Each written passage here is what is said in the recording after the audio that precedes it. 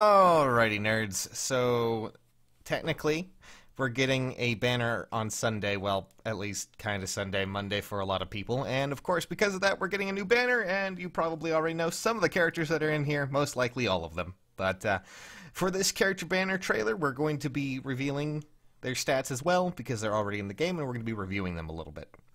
Alright, so let's hop on in. And this one was already technically revealed, and also I have my mouse, just in case I need to. Alright, let's see. Of course, from Conquest, we have... Aww. Seen any cute girls? They even have that quote? Ah, jeez. Alright, so, this is Soleil, I guess. Would it be Soleil? I think it's Soleil. One thing to really note here is that we finally get the fire sweep sword we've been looking for. A lot of you were wondering about that and wondering if it's ever going to exist. Remember Tobin, guys?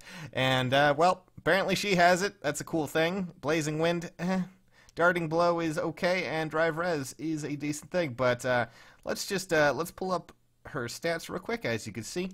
All in all, she's going to be a fairly competent unit when it comes to Red Sword units. The problem here, however, is that she's going to, of course, be competing with a lot of other infantry sword units, but she does have the edge of at least having a sword that we haven't seen, and a sword that will at least stop counterattacks if she wants to go in there. And she has 53 attack normally without any boons or banes, so that's going to go up higher, and her speed is decent, her defense is pretty good, and her resistance is okay at best. So, all in all, a pretty competent unit, and her skills just look to be pretty fun.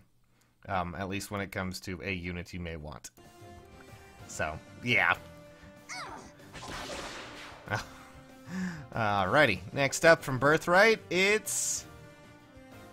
Raw Talent. If you're feeling a bit sluggish, let's head out for a run.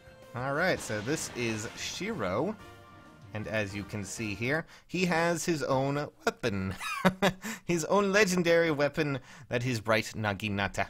And that is an attack and defense +4 during combat if someone attacks him, essentially making a lot more of a competent baiter in a way.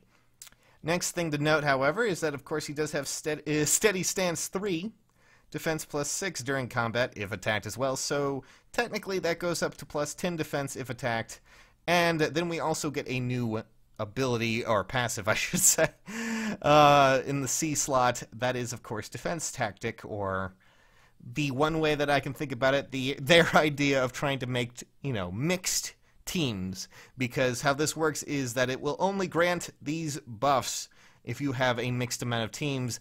Preferably, you know, not too many infantry, not too many horses, not too many what have you, because it will grant +6 defense to allies nearby with 2 spaces, you know. So that's actually a pretty big opportunity there. And then also, it will only grant it if there are 2 or equal to or less of that current type of movement. So I guess this is, you know, just kind of a way of trying to make it so maybe we can have some more mixed teams.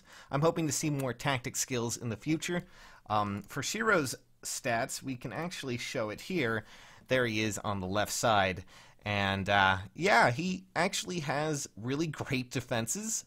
Somewhat competent speed, not the best, obviously, but he's meant to be someone who's meant to take a lot of punishment, at least for physical punishment.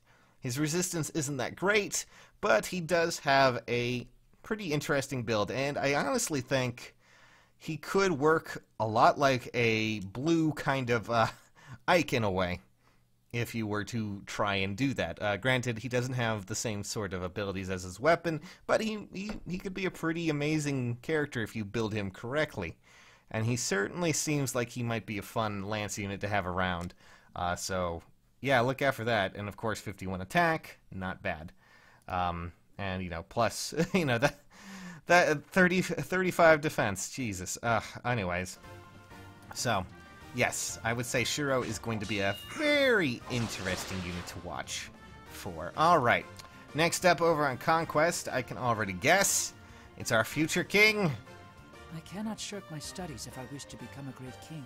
And this is, of course, is Siegbert. And much like Shiro, who, of course, is a relative of Ryoma, Siegbert, you can guess who it's related to, our good buddy Xander. And, of course, because of that, he also has Dark Greatsword. That's a hefty way of thinking about things. Dark Greatsword grants attack and speed +4 during combat if unit initiates. So opposite of what Shiro is, but also instead of defense, he's more about attack and speed. So essentially what he has here is Swift Sparrow in sword form, because that's not broken at all. And of course he also has Dragon Fang, more on the attack, Death Blow, obviously he's more into attack, and then of course you bring in his attack tactic, again, same as our good friend Shiro's, but instead it's +6 attack. And you get a portrait of what exactly he's meant to be. So here are his stats. As you can see there, he has a lot of attack, 50. At least for a unit as him. Such as him, as a Cavalier, he does have quite a few stats that are pretty powerful. 35 speed is great. With the boon, that's going to be even better. He's already on a horse. He can get buffs. He can get goads. He has good enough defenses that if anyone tries to attack him with certain abilities, he will be able to shrug them off fairly well. His resistance, however, is not that great. But again, as he is a Cavalier unit, he will be going far. Not only that, but Dark Greatsword is a ridiculous weapon. Add into the fact that he also has Death Blow already. This can really make for a great character to have in case you really want to push things even further as a unit. He already has a lot of great abilities, starting from the gate, not having to really have much investment. The only thing you really need to give him is, of course, a repositional ability, and possibly a good B skill that will help him out in, the field. So, yeah, Siegbert is definitely pretty hefty as a unit there. Oh, man. You can already guess what that's based around. Alrighty, so let's just see what he does in battle real quick. Be ready. Dragon Fang! Alrighty. Huh. Interesting. It must be fate that brought me here.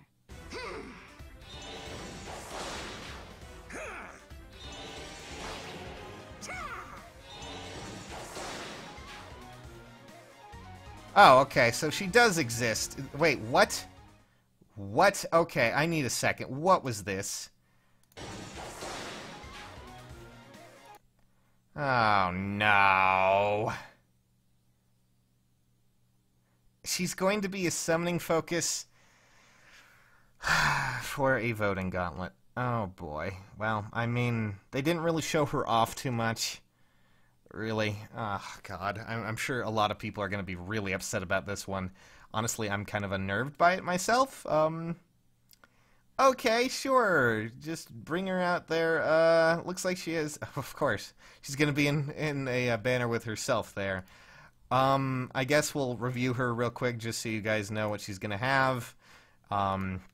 It must be fate that brought me here. So let's just go through that real quick. Okay, so while they haven't shown her stats here, here are her stats on the right side. Probably not the best unit, honestly. But there are a few good advantages that come with this unit, okay? First up, of course, is the fact that, well, she has a... she has distant defense as an actual ability that she has. She should be knocked down to 4 stars if I were to put her into anything. The fact that she's actually a part of a Voting Gauntlet banner, oh, that's really ridiculous. Oh boy, people are going to be really, really upset about that one. But, yeah, that's outside of that, distant defense as a good counter, hopefully she will at least be available. She does not have the best stats when it comes to a green tome unit. She's a little bit behind on Summer Elise, but honestly, if you really want to go for this, by all means, go for it. It's really hard to say. At least in her banner, at least from what I can tell, let's take a look at her banner real quick, just if I can see that, to give it an estimate. She's also, of course, going to have the first Gronwolf. I think that's the first time a Gronwolf has actually been available in the summoning pool. Yes, at least she will be in a banner that does not require her to be adverse to any colors. She's not going to have another unit with her like Eldigan. So that's a plus, but I'm going to have to let you guys have fun with that one. Oh boy.